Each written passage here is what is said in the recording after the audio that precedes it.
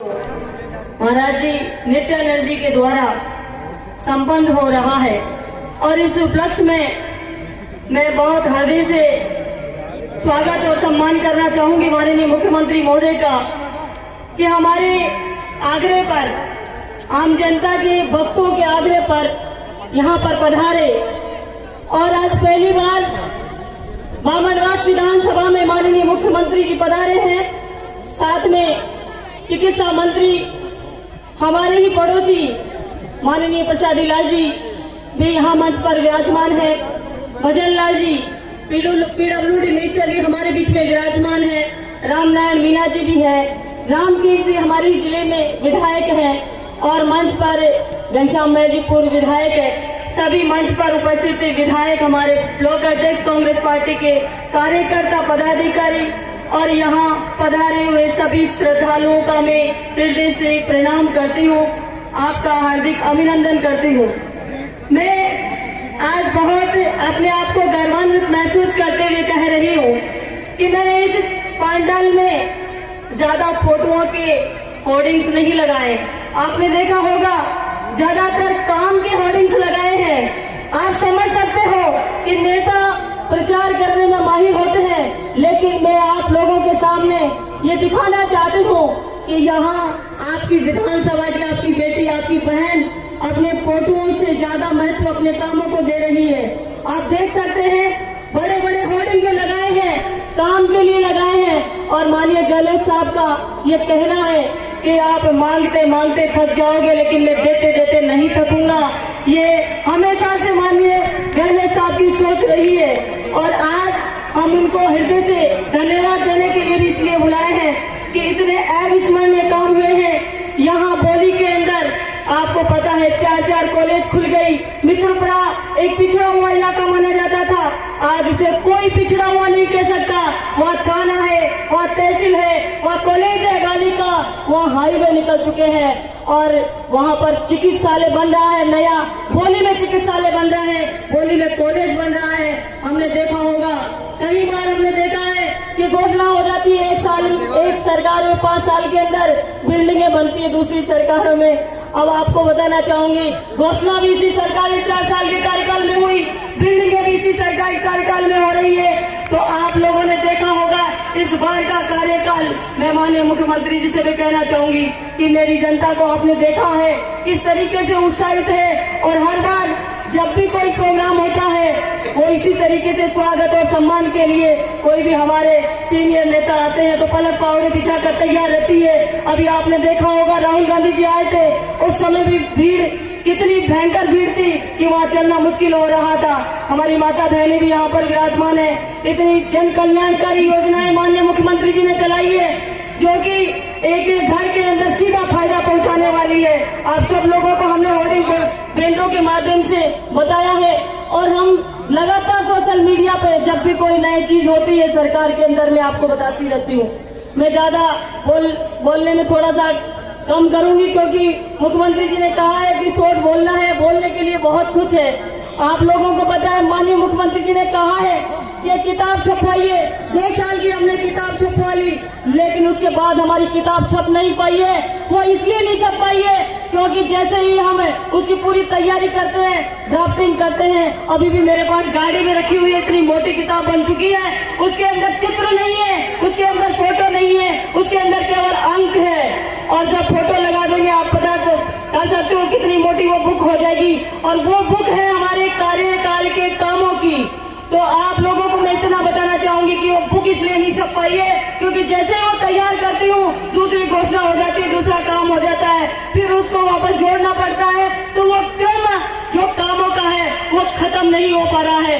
कल ही हमने तैयार किया कि ये मांगे करेंगे सीएम साहब से, लेकिन कल की रात को ही स्कूल की घोषणा हो गई। हमने सोचा इस लिस्ट में से काटें, फिर रात को हमने लिस्ट दोबारा से बनाई और माननीय मुख्यमंत्री जी को भी पेश कर दी है हमने। सरकार जयपुर श्री भजन लाल जी जाटव से आग्रह करूंगी कि वो आए और अपना उद्बोधन दें।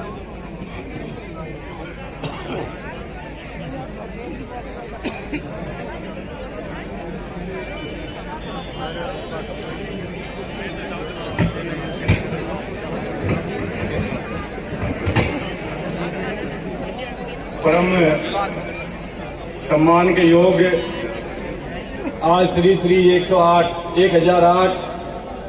जय शिवाजी महाराज के 15वें निर्वाण दिवस के उपलक्ष्य में राजस्थान के लोकप्रिय मुख्यमंत्री आदरणीय अशोक गहलोत जी और आपके जाने पहचाने आप ही के पड़ोस से लालपुर से विधायक राजस्थान सरकार में चिकित्सा एवं स्वास्थ्य मंत्री आदरणीय प्रसादी लाल मीणा जी और सम्मानीय रामकेश विधायक जी गंगापुर, सलाहकार मुख्यमंत्री जी, आपकी जानी पहचानी लोकप्रिय विधायक इंदिरा मीणा जी, आदरणीय विधायक रामनारायण जी, पूर्व विधायक घनश्याम महर जी और हम सबके चहेते और हम जिनसे आशीर्वाद लेने आए हैं स्वामी नित्यानंद महाराज जी और जिला अध्यक्ष शिक्षण भैरवा जी और सम्मानित मंच सामने बैठे हैं पूजा के युग बुजुर्गों, नौजवान साथियों, मेरी माताएं, मेरी बहनें, हम सब लोग आज माननीय मुख्यमंत्री जी से यहाँ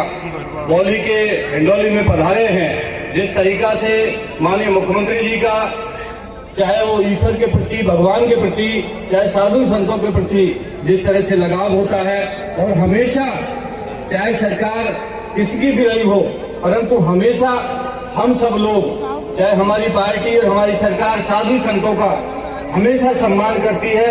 माननीय मुख्यमंत्री जी हमेशा साधु संतों के प्रति बड़ा लगाव रहता है, इसलिए आपके बीच में आए हैं और ईश्वर की प्राप्ति और भगवान की प्राप्ति एक साधु संतों के माध्यम से ही होती है। इसलिए तपोवनीय बहुनीय है महाराज जी की यहाँ पर जिस तरीका से आप सब लोग जन सैलाब यहाँ पर उमड़ा है। मैं इतना ही कहना चाहूंगा आप सब लोगों से, जिस तरीका से सवाई माधोपुर का लगाव माननीय मुख्यमंत्री जी का है आप समझ सकते हैं। लगातार 1 महीने पूरा होता नहीं तब तक माननीय मुख्यमंत्री जी का सवाई माधोपुर का दौरा बन जाता है और आजकल बामनवाद विधानसभा में इस बौली के अंदर आपके बीच में पधारे हैं। हम सब लोगों को उनको सुनना है। जिस तरीका से राजस्थान की सरकार माननीय मुख्यमंत्री जी काम कर रहे हैं आप समझ सकते हैं। स्वास्थ्य के क्षेत्र में, सड़कों के क्षेत्र में, पानी के क्षेत्र में, शिक्षा के क्षेत्र में गरीब को गणेश मानकर जिस तरीका से तमाम इंग्लिश मीडियम स्कूल खोल दिए, मुख्यमंत्री चिरंजीवी योजना, किसानों के लिए समग्र बजट, जिस तरीका से काम किया है ऐतिहासिक कदम है। जहाँ तक मैं बात करूँ बामनवाद विधानसभा की, आपकी जानी पहचानी लोकप्रिय विधायक ने जब माननीय मुख्यमंत्री जी से जो मांगा वो उससे ज्यादा दिया है। मैं कहना चाहूंगा विधानसभा बामनवास में कौन, कलार और बड़ा गांव नबी लोग उतने ही जोरदार माननीय मुख्यमंत्री जी का हमारे विधानसभा क्षेत्र पर आशीर्वाद होगा। जोरदार तालियों के साथ में स्वागत।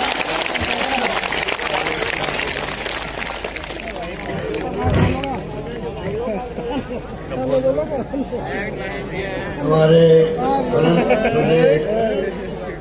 श्री 1008 शिवानंद जी महाराज साहब के 15वें निर्वाण दिवस पर मुझे भी आज आने का सौभाग्य मिला। परम पूज्य श्री स्वामी नित्यानंद महाराज साहब, हमारे चिकित्सा मंत्री प्रसाद मीणा जी जो आपके पड़ोस के हैं राजकोट के, भजनलाल जाटव साहब गृह मंत्री, आपके लोकप्रिय विधायिका बहन इंदिरा मीणा जी, हमारे वरिष्ठ नेता जो कोटा संवाद से आए हैं रामनारायण मीणा साहब, हमारे वरिष्ठ साथी रामकेश मीणा जी, पूर्व विधायक घनश्याम महर साहब, जिला प्रमुख साहब सुदामा मीणा जी, जिला अध्यक्ष भाई शिवचंद गहरवा जी, ब्लॉक अध्यक्ष बोली तुलसीराम जी गुजर साहब, ब्लॉक अध्यक्ष बामनवास घनश्याम मीणा जी, समाज सेवी गिरिराज जी मीणा, हनुमान जी मीणा, ताराचंद जी मीणा, सम्मानित मंच उपस्थित सभी तमाम भक्तगण, श्रद्धालुगण, भाइयों और बहनों, नौजवान साथियों, मुझे आज बहुत खुशी है कि स्वामी जय शिवानंद जी महाराज साहब का 15वां निर्वाण दिवस है और जितनी बड़ी संख्या में आप पधारे हुए यहाँ पर, ये इस बात का प्रतीक है कि सुदेश स्वामी जी ने अपने जीवन काल में जिस प्रकार के पूरे क्षेत्र में निवासियों को संदेश दिया आध्यात्मिकता का, शिक्षा के बारे में, जिसकी बहुत आवश्यकता जिंदगी के अंदर। शिक्षा के बगैर जीवन में अंधेरा होता है किसी परिवार के लिए भी। और साथ में अंधविश्वास कुरीति मिटाने का काम किया और वृद्धाश्रम, बुजुर्गों के लिए आश्रम, ऐसी सोच रखने वाले जय शिवानंद जी महाराज साहब के इस प्रकार से उन्होंने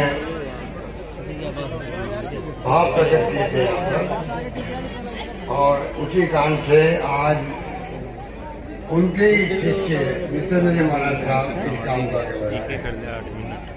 अभी मैं मंदिर गया था, दर्शन करके आया और नित्यानंद जी महाराज साहब की कुटिया देख के गया। चाहे रहते हैं, आप लोग भी जाते रहते होंगे। और वही पास में स्वामी जय शिवानंद जी महाराज साहब का निवास स्थान भी था। किस सादगी के साथ में, किस पावन मंदिर के प्रांगण के अंदर वहाँ जाते ही एक अनुभव होता है, सुकून का अनुभव होता है, संतोष का अनुभव होता है, प्रशंसा का अनुभव होता है। और मुझे खुशी हुई कि मुझे पहले मंदिर ले जाया गया, उसके बाद में आपके बीच में लाया गया। इसके लिए मैं इंदिरा जी को बहुत बहुत धन्यवाद देना चाहता हूँ। और स्वामी नित्यानंद जी महाराज साहब को मैं, क्योंकि इनका ही आदेश था, पिछली बार भी मैं आ नहीं पाया था और इन्होंने संदेश करवाए थे। मेरी मजबूरी थी कि मैं चाहते हुए उस वक्त आ नहीं पाया था। इस बार भी हमारे इंदिरा जी के साथ में कुछ भाई लोग आए थे, उन्होंने स्वामी जी का संदेश मुझे दिया कि नहीं, उनकी इच्छा है कि मुझे आना ही है। तो बजट की तैयारी में चल रहा है, अभी कर रहा हूँ। बजट पेश करना, मुझे तैयारी बहुत करनी पड़ती है उसके लिए। सोच समझ के आप लोगों ने क्या क्या योजना लाए हम लोग, जैसे कृषि योजनाओं का जिक्र किया अभी प्रसाद जी ने, भजनलाल जी ने, एक से बढ़ के योजना लेकर आए जो हिंदुस्तान में कई योजना से पूरे देश में कहीं नहीं। चिरंजी योजना है 10 लाख का बीमा, हिंदुस्तान में कहीं नहीं। और चिरंजी योजना के अंदर ही 5 लाख का दुर्घटना का बीमा भी है। भगवान करे किसी की मृत्यु नहीं हो और कोई एक्सीडेंट हो गया, डूब गया पानी में, तो उसी चिरंजी योजना में ही 5 लाख का बीमा भी डाल दिया गया है। परिवार को कम से कम 5 लाख रुपये मिलेगा। किडनी ट्रांसप्लांट है, लीवर ट्रांसप्लांट है, ऑर्गन ट्रांसप्लांट है, अभियान तो लाखों रुपए लगते हैं। गरीब आदमी कहाँ से लाएगा? कुछ पैसे वाले छोड़ के कोई नहीं करवा देता ऑपरेशन। 15-20 लाख रुपए लगते हैं। हमने इंतजाम किया है 10 लाख के अलावा भी 10 लाख परिवार के लिए है। 4 लाख खर्च कर दिए, 6 लाख बचे रहे आप आगे भी। और अलग से किडनी का, लीवर का कोई ट्रांसप्लांट है और तभी बैठे स्वास्थ्य मंत्री यही है, उसके लिए अलग पैसा मिलेगा उस परिवार को। उसका इलाज भी करवाया जाएगा, किडनी का भी, लीवर का भी। 10 लाख रुपए उसमें खर्च नहीं होंगे, आगे के लिए बचे रहेंगे। ऐसी योजना हिंदुस्तान में नहीं, दुनिया के किसी मुल्क में शायद नहीं हो। दुनिया के CT scan free, MRI free, IPD free, OPD free, सब कुछ फ्री है। और आने वाले वक्त में और इसकी मुल्क और मजबूत बनाएंगे, ये मैं आपको निवेदन करूँगा। हम सबके राइट टू हेल्थ, देखिए डॉक्टर मनमोहन सिंह जी ने, सोनिया गांधी जी ने अधिकार आधारित युग की शुरुआत करी। सूचना का अधिकार, पार्लियामेंट के कानून बना के सूचना का अधिकार दिया आपको। नरेगा दिया महात्मा गांधी के नाम से, गाँव के लिए 100 दिन का रोजगार, 2 रुपए किलो गेहूं, 3 रुपए किलो चावल। ये कोई खाली ये नहीं है, कानून बना के दिया है सरकार। कोई आओ, पार्लियामेंट में कानून बन गया है कि देश के अंदर 2 रुपए किलो गेहूं, 3 किलो चावल मिलेंगे ग्रामवासियों को, गरीबों को। कानून बन गया। सूचना का अधिकार के साथ में राइट टू एजुकेशन, शिक्षा का अधिकार। बच्चों को जो है प्राइवेट स्कूल के अंदर पढ़ाने का भी फीस भरेगी सरकार, भरेगी। तो इसी रूप में हम चाहते हैं कि भारत सरकार को चाहिए जो राजस्थान सरकार ने योजना लागू करी है पूरे देश में लागू करे। ये चिरंजी योजना है। सूचना का अधिकार की तरह आपको मैं चाहता हूं स्वास्थ्य का अधिकार कानून बना के भेजा है। देश में कानून बने कि तमाम जनता का, गरीबों अमीरों कोई है, फायदे गरीब कोई मिलता है। स्वास्थ्य के क्षेत्र में उनको चिंता नहीं करनी पड़े, फ्री इलाज हो, कैसी बीमारी आ जाए, ये भारत सरकार को चाहिए आगे आना चाहिए।